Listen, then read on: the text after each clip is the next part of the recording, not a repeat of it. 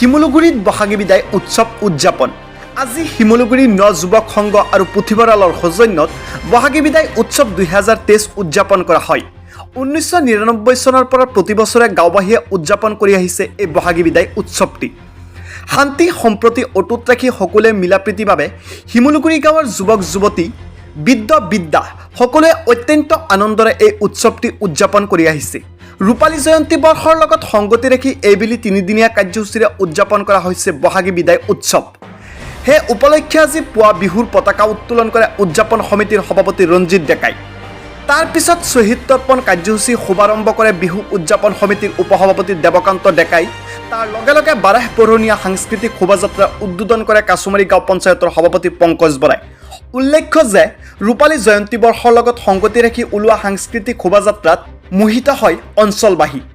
বিয়লিবাগত বিভিন্ন শাখাত চিত্ৰাংকন, স্বঃ নিৰ্বাচিত কবিতা আবৃত্তি প্ৰতিযোগিতা, তাৰ পিছত সন্ধিয়ালৈ আকস্মিক বক্তৃতা, কুইজ প্ৰতিযোগিতা আৰু নিশালৈ স্মৃতি গ্ৰন্থ জিলিকনি উন্মোচন কৰাৰ পিছত গাঁৱৰ মইনাহঁতৰ আধুনিক নৃত্য প্ৰতিযোগিতা আৰু অসম ভিত্তিত বিহু কৌৰী আৰু বিহুকন্যা প্ৰতিযোগিতা অনুষ্ঠিত হোৱাৰ পিছত আজিৰ কাৰ্যসূচী সমাপ্ত হ'ব বুলি জানিব পৰা গৈছে।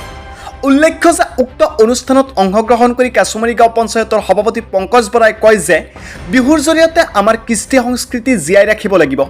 সংস্কৃতি জীয়াই ৰাখিলেহে আমাৰ জাতি জীয়াই থাকিব। জাতি জীয়াই থাকিলেহে আমি নিজকে বিশ্ব দৰবাৰত চিনাকি দিবলৈ সক্ষম হ'ম। সকলো ৰাইজক ৰঙালী বিহুৰ আন্তৰিক শুভেচ্ছা জ্ঞাপন কৰিছোঁ। আমাৰ 1999 চনতে এই বিহুটো প্ৰতিষ্ঠা হৈছিল আৰু আজি 25টা বছৰ ভৰি দিছে। আৰু এই 25টা বৰ্ষৰ আজি ৰূপালী জয়ন্তী বৰ্ষ। আমি এই ৰূপালী বৰ্ষৰ প্ৰথম কাৰ্যসূচী পতাকা উত্তোলন কাৰ্যসূচী আৰম্ভ কৰিছোঁ আৰু আমাৰ দ্বিতীয় কাৰ্যসূচী হিচাপে সাংস্কৃতিক শোভাযাত্ৰা। এই সাংস্কৃতিক শোভাযাত্ৰাৰ বৰ্তমান চলি আছে। আমাৰ অঞ্চলৰ বিশিষ্ট গণ্যমান্য ব্যক্তিসকলে আহি ইয়াত উপস্থিত হৈ আমাক সঁচাকৈ আনন্দিত কৰিছে। ইয়াৰ কাৰ্যসূচী আছে পিছতে আছে আমাৰ বিহু কৌৰী আৰু বিহু কন্যা প্ৰতিযোগিতা। নিশা 9 বজাৰ পৰা আৰম্ভ হ'ব। ইয়াৰ পিছত অহাকালিলৈ 3 বজাৰ পৰা দিহানাম প্ৰতিযোগিতা আৰম্ভ হ'ব। সদৌ সমৃদ্ধিক দিহানাম প্ৰতিযোগিতা আৰম্ভ হ'ব আৰু 8 তাৰিখ শেষ নিশা আমাৰ সাংস্কৃতিক অনুষ্ঠান আৰম্ভ হ'ব। আৰু সেয়েহে অসমৰ সকলো ৰাইজক আমাৰ এই অনুষ্ঠানত সহায় সহযোগিতা আগবঢ়াই অনুষ্ঠানটি সুন্দৰ আৰু সফল কৰিবৰ কাৰণে আমি কমিটিৰ তৰফৰ পৰা আন্তৰিক জ্ঞাপন কৰিলোঁ আৰু সকলোকে নিমন্ত্ৰণ আগবঢ়ালোঁ। এই কাৰ্যসূচীটো আমাৰ শিমলুগুৰিত বহাগী বিদায় উৎসৱে এবাৰ 25 বছৰ ভৰি দিলে। গতিকে ৰূপালী জয়ন্তী উৎসৱ আমি পালন কৰিছোঁ। আমি আজি গাঁৱৰ সকলোৱে উৎসাহিত হৈছোঁ যে আমাৰ বাপতিসাহোন আমাৰ অতি আদৰৰ মৰমৰ স্নেহৰ হৃদয়ৰ এই বিহুটোক আমি এনেদৰে উদযাপন কৰিব পাৰিছোঁ, তাৰ কাৰণে গৌৰৱ বোধ কৰিছোঁ।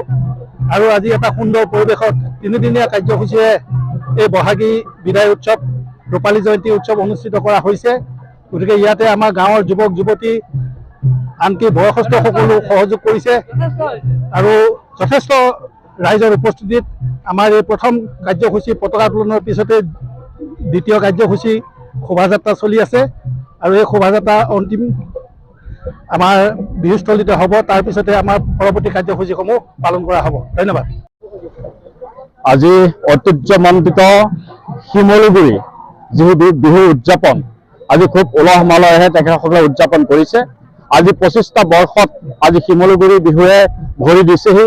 আজি সকলো ৰাইজ ঘৰত এজনো মানুহ উপস্থিত নথকাকৈ সকলো ৰাইজ দলে বলে ওলাই আহিছে এই বিহুখন সাফল্যমণ্ডিত কৰি তুলিবৰ বাবে।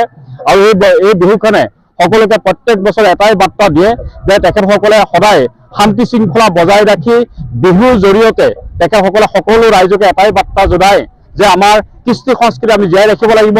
সংস্কৃতি জীয়াই ৰাখিলেহে আমাৰ জাতি জীয়াই থাকিব আৰু জাতি জীয়াই থাকিলেহে আমি নিজকে অসমীয়া জাতি হিচাপে বিশ্ব দৰবাৰত চিনাকি দিবলৈ সক্ষম হ'ম। সেই বাৰ্তাই আজি শিমলুগুৰি ৰাইজে প্ৰত্যেক বছৰে সেই বাৰ্তা সকলো ৰাইজলৈ আহ্বান কৰি আহিছে আৰু খুব সুন্দৰকৈ প্ৰত্যেক বছৰে উলহ মালহেৰে বিহু পাতি আজি 25টা বৰ্ষত তেখেতসকলে উপনীত হৈছে। এই 25 বছৰ বয়সত এই বিহুখনে এটা সুন্দৰ ৰূপ পাইছে। আজি আপোনালোকে দেখিছে খুব সুন্দৰকৈ তেখেতসকলে শোভাযাত্ৰা কৰিছে। সেই শোভাযাত্ৰাৰ জৰিয়তে আজি আমি বিভিন্ন অঞ্চলত আমাৰ বিহু এটা বাৰ্তা দিবলৈ বিচাৰিছোঁ যিহেতু আমাৰ বিহুৱে এইবাৰ গিনিছ বুকত স্থান পাইছে যাতে আমি শিমলুগুৰি ৰাইজেও আমি পিছ পৰি ৰোৱা নাই সেই তাৰ বাৰ্তা আমি সমূহ অসমবাসী তথা ভাৰতবাসীলৈ আমি জনাবলৈ বিচাৰিছোঁ। শিমলুগুৰি নৱযুৱক সংঘ আৰু পুথিভঁৰালৰ সৌজন্যত ৰূপালী জয়ন্তী বৰ্ষ উদযাপন কৰা হৈছে।